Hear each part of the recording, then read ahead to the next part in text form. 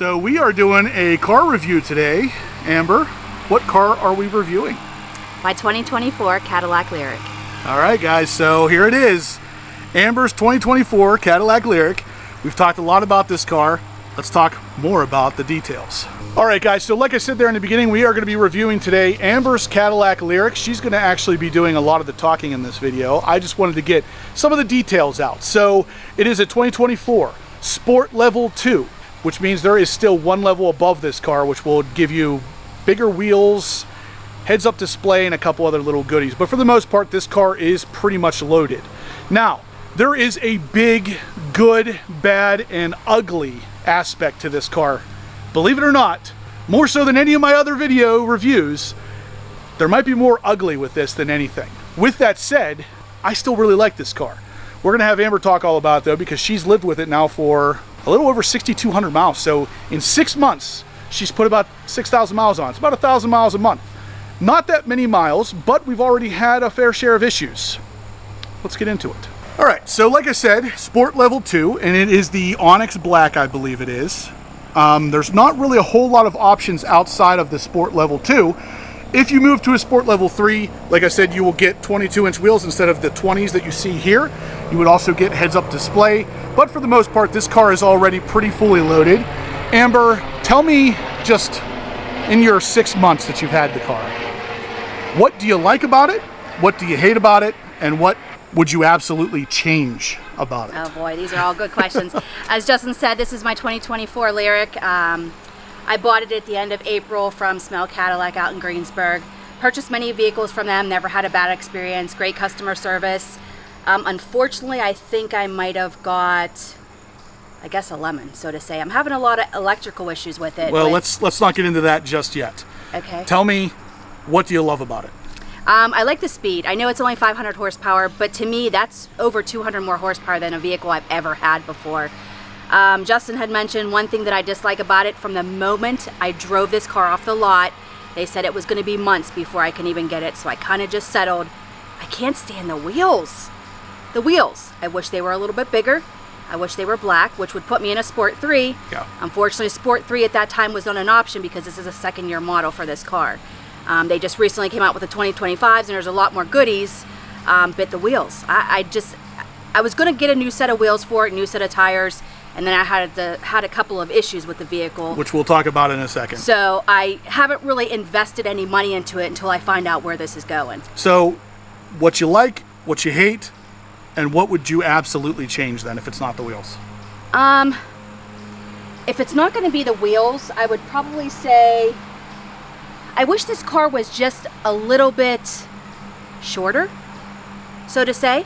Okay. I like the length of what my old XT5 was, but it seems like this is a bigger car overall. Yeah. With there being the electric, the battery, it's more of like a boat. Yeah, I'd like something a little bit more compact. But overall, I mean, it's not a terrible car. For me, 500 horsepower is not a lot, but 500 horsepower allows me to get around a lot of cars out on the road. And it's 500 horsepower in an EV. So it's literally 500 horsepower available the second you touch the gas. So it is a little different than a normal 500 horsepower car. This is something that doesn't have to build up to 500. It's at 500 the second you touch the gas pedal, which she obviously knows quite well. I hot dog it every once in a while. So the wheels she mentioned, like I said, these are kind of the stock wheels you're going to get with the Sport Level 2. There is one level down from this on the tech package, which is actually an 18-inch wheel. So these are the 20s. On the Level 2, you'll get the 20s. On the Level 3, you'll actually get the 22s, which are also kind of black with a little bit of a silvery accent to it. But what makes this car kind of interesting is these kind of things. So when you come near the car with the key, the handles kind of pop out like this. You don't actually have to do this manually. This happens automatically when you walk up to the car. Now at night, you'll also get a really cool light dancing happening in the front here. So yeah, we'll see if it will do it now. But during the nighttime, this whole grille lights up and these headlights kind of do a little dance. It's a very interesting look. Yeah, there it is. Look at that. That is really cool. It lights up in the middle too, but yeah, at night it will light up with the emblem and everything. But hit the lock again just to show the sequential turn signals. So as usual with any EV, it seems like they try harder to play with the headlights and the exterior lighting and even some of the technology on the inside of the car. It's just better on an EV, and I don't understand why, because it doesn't have to be an electric vehicle to have better technology, but it seems like that's the way we're working. Now, if you hit that lock button again, Amber, when I get back here, I want to show the rear taillights too, because they're also sequential. Go ahead. Do it again. You can see the top one is sequential, but this bottom one is as well whenever it does the light dance. So maybe unlock it, see if it will do it again for us. Yeah, there it goes. So it kind of does this little dance. It's hard to pick up on camera. My camera doesn't want to pick it up quite right, but it's just like fills up the light bar. It's kind of cool. So obviously this is an SUV. This is the all-wheel drive version because it is the Sport Level 2, meaning it's 500 horsepower. It's all-wheel drive for winter time and all that stuff. It obviously has the hatch in the rear, which let's go ahead and pop the hatch open just to kind of show them. One of the cool things is obviously you can do it from the remote, but if you touch that Cadillac emblem right there, it will actually open it up for you as well. So lots of cargo space on this thing. Really a lot of room in here. So all LED lighting, of course, because this is, like I said, an EV, and for some reason they don't mess around with incandescents and stuff. They give you all the good stuff on the EVs. So under this thing here is just a little bit of extra cargo space. A jack, and actually pretty deep down in there. Like a hideaway. You can get a good bit of stuff in there. So assuming you have no issues with EV chargers in your area, this would be a pretty cool road trip vehicle. And we're going to take it for a ride a little later, because I've told Amber before, this is one of the best riding, most comfortable cars I've ever driven. And it's a shame that it gives you that EV range anxiety, because it really is a great vehicle for the road. Moving around to the side of the car, we're going to check out the rear seating arrangement, because this is all leather, of course, on the interior. This is a Cadillac at the end of the day, so big, roomy back seats as well. These obviously fold down to allow even more cargo storage. On the door here, you can see we have the AKG stereo system with the dark kind of gray wood grain, which actually, I'm not normally a fan of wood grain, but the gray actually looks pretty good on here versus your normal like wood color wood grain. And then we got some gloss black here with your window switches. This is the door release lever, actually opens up like that. And that's pretty much it. So all leather wrapped all the way around. The seats are all leather wrapped, of course, and then the front seats, given that this is a level 2, actually have stereo speakers built into the headrests. So really an interesting experience when listening to the radio. In the back seat, of course, you got the little area here where you can store some stuff. We do have a 110 volt plug next to 2 USB-C ports. So we got some ability for connectivity in the back as well. And above that is obviously your AC ducts and a little storage compartment.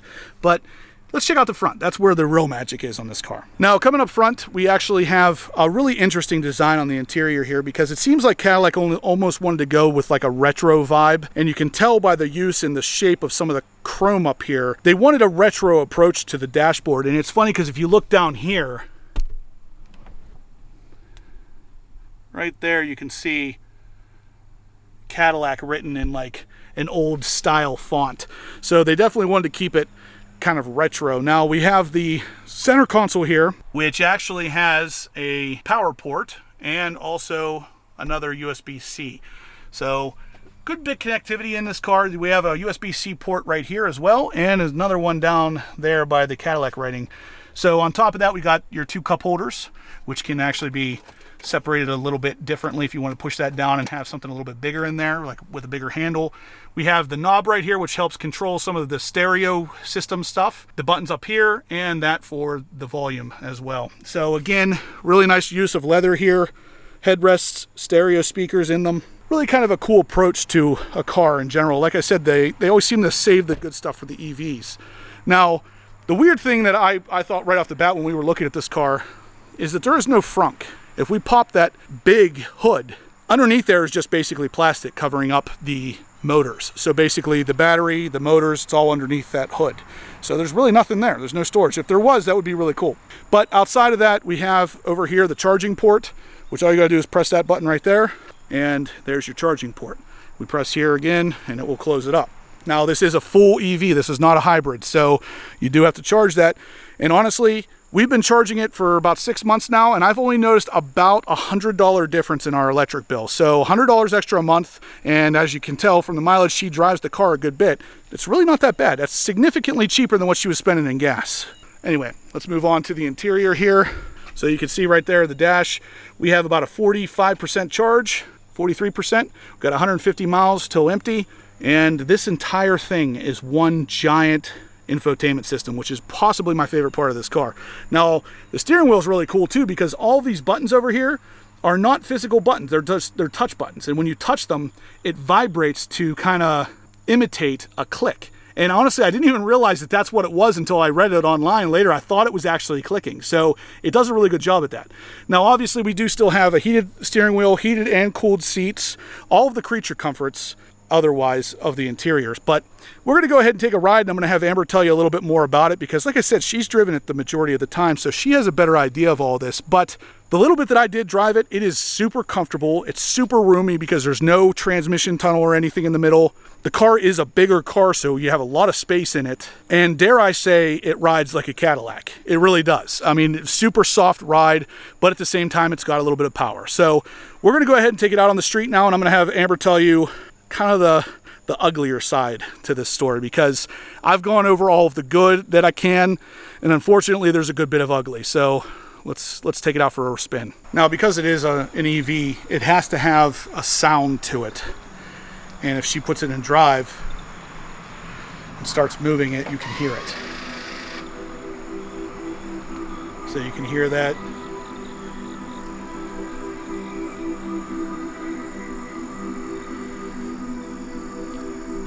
And then it's the same kind of thing from the back when she backs up. So now you can hear it from the back. Kind of interesting. All right, so here we are with Amber. We are in the Cadillac Lyriq. So again, very, very, very nice infotainment system here, showing all the good stuff. I have a feeling something like this is going to make its way to the C8. It's really a nice design.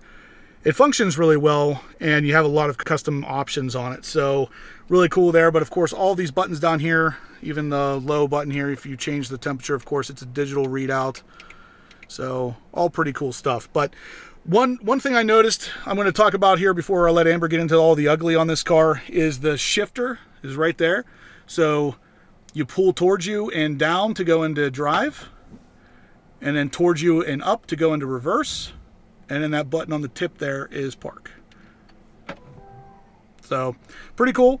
The only other thing I really noticed on the car is the turning radius is insane. For a car this big, you would not assume the turning radius would be as good as it is, but it will literally turn on a dime. So let's go ahead and take a ride. We're going to let Amber drive and let her talk to us a little bit about the car while she's driving. So let's do it. All right, guys. So Justin was telling us about the turning radius. It is absolutely incredible. Just a nice riding car. I mean, this is my, third Cadillac? Yeah, third SUV Cadillac. So it's definitely a smooth ride. EV is just something completely different than what I've ever experienced before. And I kind of did this car buy on a whim. It was a rainy April day, and I've been thinking about getting a new car, but wasn't sure if I wanted to just get a newer XT5 or go EV. And Justin said that, it might not be a bad idea to have an EV in the house. So I kind of became the guinea pig, and pretty much instantly right into it, I started having problems with this vehicle. I have, most of it to me is electrical issues. I have, one of the main issues that I'm having with it is you put the camera up on the radio. When I go to put my iPhone 15 Pro, whether it's with or without a case, I get this readout on my display that says, okay, it's charging. And then immediately after that, there's a pop-up that comes on that basically metal has been detected in this charging port. Yeah, right there. They can't seem to figure out what's going on with it. I've had it into the dealership already, and basically it's we don't know. We don't know. We have one sitting up on our lot right now for the last 4 months, and we're trying to figure out a lot of the stuff with it too. So once I kind of got the impression that this vehicle might not be able to be fixed, I did reach out to GM and basically explain all the issues that I'm having with them about everything electrical. I'm having some issues with the side mirror detection here. The lane assist, the lights just don't come on when there's a vehicle next to me, which, as you know, most vehicles now today, I mean, you could get a Honda, a Kia, or a Prius, and they all have blind detection. So, I mean, you eventually get to the point where you take it for granted, and here I am with a $80,000 plus vehicle, mine just don't work. I hate to complain about it because obviously this is my third Cadillac. I've enjoyed Cadillac, but this one kind of left a bad taste in my mouth. Oh yeah, check out the interior lighting here too, guys. You can change a lot of this. So she has it set to purple, but you can change it all, and it's all around the car. It's really pretty cool. Now, to kind of touch on a little bit of the stuff that she's been saying, the blind spot detection is not working, and the dealership basically told us we have no idea why. They contacted Chevy. Chevy has no fix. The wireless cell phone charger we showed you a second ago says that there's metal in there when there's not. Even if the phone has a case or without a case, doesn't matter. It doesn't charge properly. And then the other thing is I'll put a video in here too. I actually recorded on my phone. Is the backup camera from time to time will just randomly flash really quickly. Will flash green, and that's another thing that seems to be no fix for. So the car has had at least one software update since we've had it. We actually had it done at the dealership, and it didn't fix any of the issues. So what she was told to do by her salesman at Smale was to actually call Chevy and start the buyback process. So that's the ugly of this car. I mean, you want to talk about bad? Okay, yeah, bad. The cell phone charger doesn't work quite right. But the ugly is this car is probably going to be getting bought back from Chevy. Now, the reason why I wanted to make this video was because I wanted to do a review on the Lyriq, but I also wanted to talk about some of the ugly here. So with a second year, this is actually the second year for the Lyriq. The first year was a 2023. The 24s are the second year. The 25s now are the third year. And Chevy has admitted to Smale that they have no idea why the side lights are not working on this car. This might not seem like a big deal to you guys. Oh, okay, her charger doesn't work. Maybe her blind detection doesn't work. But all these to me are safety issues. I drive roughly about 45 miles round trip to work daily. I work about 45 minutes to an hour from house, depending upon traffic. This is otherwise a great vehicle. Say Chevy does buy this vehicle back. Do you think I want to get another Lyriq and maybe possibly have the same issue? I like this vehicle so much that I was willing to give, after talking with Justin, willing to give another Lyriq a try if Chevy does buy this vehicle back. Well, and if we do that, we'll probably get a Sport Level 3. And I'll be honest with you, when we go to test drive it, we know exactly what to look for at this point, because we'll show you in a second. When you first turn the car on, right here on the dash, it says that the lane assist function is off. And the lane assist, no way to turn it back on either. The lane assist is over on the left-hand side of the dash, and if you turn it on from there, it will pop up eventually on the dash and say that there's something wrong with the system. So it's literally a problem with the car. And this is one of those situations where I've never even experienced a buyback. Like I literally have no idea how to even do this. So the dealership's actually been helping us go through Chevy to get this done. The lane change alert system is off. Now there is, like Justin was saying, go ahead and hit the button over there. See if there is a button over here, but I'm hitting it. There's nothing. But wait. Yeah, do it again. It automatically goes off on its own. Leave it on. Yeah, it's on. And start driving. I think it's after you start driving eventually. There's my metal detected because I never took my phone out of my wireless charger. Yep. I also have, the tire pressure over here. I have from the get-go. From day one, the tire pressure, it's reading much higher than it should. So I checked her tire pressure for her, and this shows 41 PSI on the dash. And on a really, really accurate gauge, I have 45. All right, now that we got a lot of the ugly, unfortunately, taken care of here, there are still a lot of there's pros to having this vehicle. I do enjoy, this is like, for me, this is a fast car, and I enjoy having speed without having to pay 160 grand like Justin does for his Corvettes. I can get that for 80. Now 500 is not a lot of horsepower, but it does what I needed to do. So overall, I'm not disappointed really in buying this vehicle. I mean, it's not all terrible. You know, it has a nice infotainment screen. Like I was saying, the speed, the get up and go is available the moment you step on the gas. Oh, one more thing. That's nice. What about the massaging seats?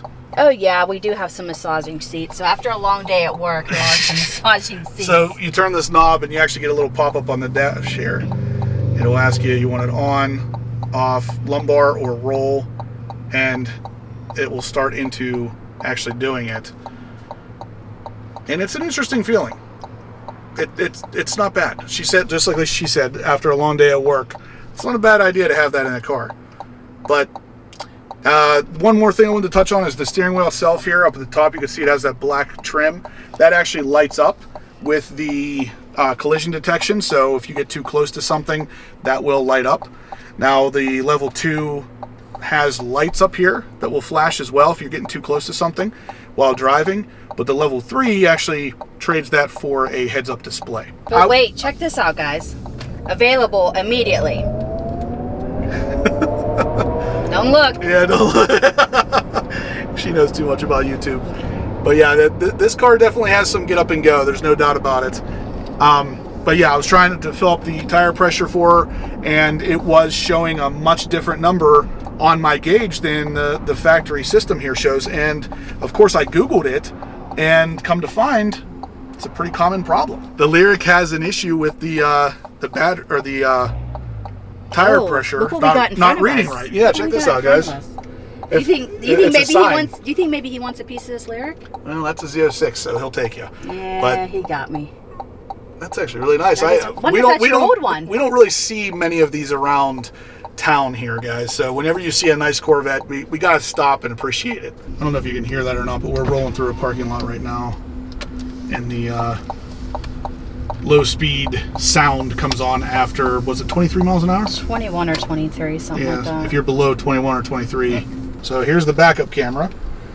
Actually, a pretty detailed view for the most part. You get the overhead view as well, but every now and then that thing will just randomly start flashing green. And that's one of the biggest problems with the car here, is that all of these problems we're talking about don't always happen except for the blind spot monitors. This one on the passenger side has literally never worked. So other than that, the other problems are kind of intermittent, although I guess the cell phone charger is all the time too. That's all the time, yeah. So just the backup camera, I guess, is the one it just happens every now and then.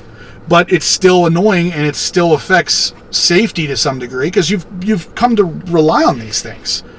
So anyway, overall, Amber says she might give Lyriq another shot, depending on how this all goes. If they buy this back, we might jump into a Sport 3. But if we do, we're going to test drive it first to make sure it doesn't have any of these issues. So, well, we did test drive this one, and then they assured us they'd be able to fix them. The first issue we didn't even notice, the blind spot thing. Yeah. You noticed it after a couple days of driving. We know what to look for now. So I would consider giving it another shot myself. She is kind of on the fence, so whether or not we end up with another one of these is to be determined. But at the end of the day, I think it's a pretty good vehicle overall. I think, just like any mass manufactured car, you're going to have a problem here and there. But this is pretty extreme. This is the first buyback I have ever been a part of, and Amber's kind of leading the way here. So stay tuned, guys, for the updates on this. This car actually goes tomorrow to the dealership, and the dealership told us they can have this thing for up to 6 months.